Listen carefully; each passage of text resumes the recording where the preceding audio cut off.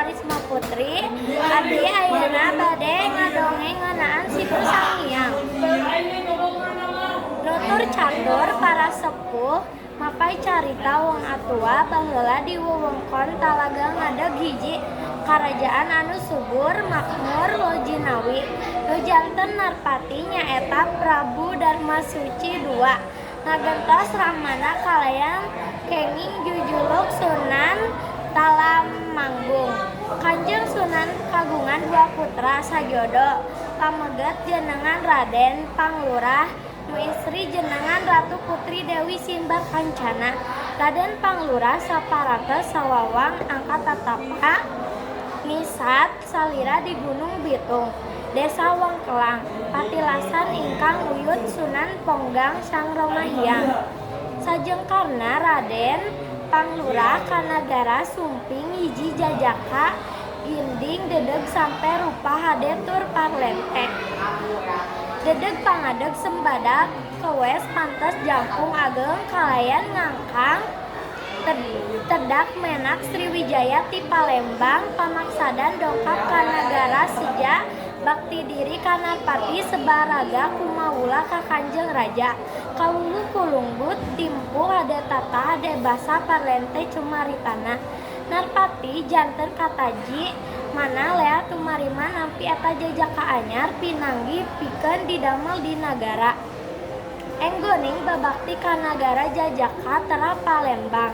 Kalintang suhudna tuhu kana parentah ratu teu baha kana parentah raja. Satincak saparipola munggu matak ti kayung yuneun. Pangagung pada kataji abdi-abdi pada muji kana kapercekana. Ku hade lempah jeung pola akhirna eta jajaka dipercanten ku Narpati janten mantri jero karaton. Ku kapercekanana sadaya padamel karaton beuki kaparik api paranggawa leleah mana seueur nu kapangaruhan ku kapinteran cumaritana. Lami-lami eta jajaka dipercanten janten papati nagara kalayan kenging jujuluk Adipati Palembang Gunung. Saterasna dipulung mantu ku Narpati ditikahkeun ka ingkang putra Ratu Putri Dewi Simbar Kancana. Salajengna Narpati ngadamel karaton di wewengkon Walang Suji nu anggangna kirang langkung 8 km ti nagara. Maksadna sangkan jongjon ngurus nagara oge tiasa laluasa enggoning mujas medi ka dewa gung kanggo kasalametan ingkang putra anu nuju tatapa. Kungaraos parantos sepuh sateacana Raden Panglurah muli ti patapaan akhirna kanggo ngurus nagara sementawis dipasrahkeun ku mantuna. Salebet ngurus nagara Adipati Palembang Gunung kacida luhur wibawa da puguh perceka pinter nyarita. Para penggawa taya nubaha para demang kumaula para bupati tuhu babakti kungaraos parantos kiat pangaruhna ka para penggawa. Jorojoy dina emutan Palembang Gunung timbul HP dengki betoyong ngapi milik nagara Seja ngadeg Narpati di Talaga. Pikeun ngamontal eta niat teu aya deui jalan iwa ti kedah nelasa Narpati Prabu Darmasuci II. Saterasna Palembang Gunung ngadamel reka perdaya ka para demang bupati sareng penggawa karaton ku janji-janji. Ngawurkeun persenan ayeuna aya salah saurang anu kapangaruhan teh nyaeta Citra Singa salaku mantri jero. Pajarkeun teh makna bisa jadi mantri jero lantaran diusulkeun ku anjeunna malah diimplik-implik lamun Palembang Gunung bisa jadi Narpati Citra Singa bakal diangkat jadi papati nagara.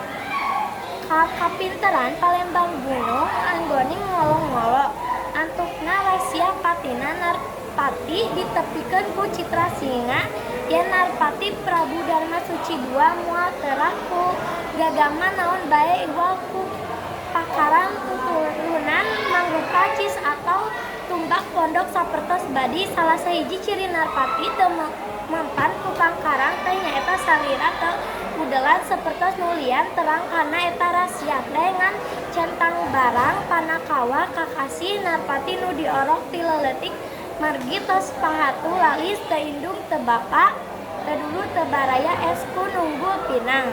Ngadang letak katerangan Palembang Gunung sering mendakan centang barang ngolo-ngolo bari brok-brokan barang bere. Malah dijangjian lamun centang barang bisa nginjem cis sakedeung bae engke upama Palembang Gunung jadi Narpati di Talaga. Centang barang bakal dijeunangkeun mantri jero. Dasar jalmi bodoh tur kirang jejehan lami-lami centang barang ka Allah kapangaruhan dugi ka ngajangjian sanes bae lambutkeun eta gagaman nanging sanggup nelasan Narpati.